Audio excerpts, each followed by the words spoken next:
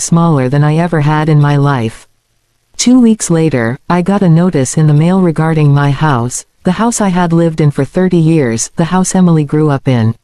Apparently, the loan I'd taken years earlier, one I had been faithfully paying for decades, had been refinanced. Except it hadn't been refinanced by me. Emily had convinced the bank that she was helping her aging father organize his finances. She had added herself to the deed. She had changed the terms. She had taken control. When I confronted her, she didn't deny it. She calmly said, "Dad, you're not good with money. This is for your own protection. It'll be easier if I handle things from now on." I felt like the ground shifted beneath me. "You took my house," I whispered, unable to believe my own words. "No," she replied, "I secured it. If something happens to you, it won't get messy." But she wasn't protecting me. She was protecting her future, her inheritance, by taking ownership early.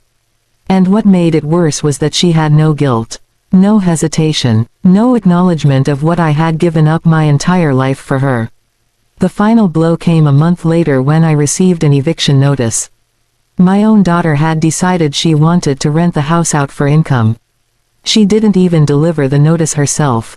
She emailed me, saying, "Dad, it's time for you to downsize. You can stay with a friend or look for something smaller." The words cut deeper than any physical injury. I had given her everything. I had believed in her when no one else did. I had sacrificed my comfort, my health, and my youth for her dreams. And now, when I needed the smallest fraction of help, she took the only thing I had left, my home. Looking at the empty walls on the day I packed my last box, I realized something painful. Love can be unconditional, but gratitude is not. Some children receive everything and still believe they owe nothing. Some hearts turn cold the moment they believe they no longer need you. I walked out of that house with tears in my eyes but a strange sense of clarity. I had lost my home, but I had finally seen the truth. And sometimes the truth, no matter how brutal, is the beginning of something new. When my daughter took my house away from me, it felt like the last thread connecting us had finally snapped. I kept replaying everything in my mind, every sacrifice, every late-night shift, every time I skipped meals so she could have enough.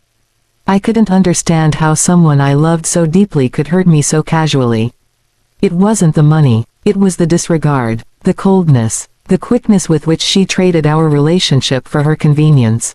I knew I couldn't change what she had already done, but I also knew one thing for certain: I wouldn't let her walk over me forever.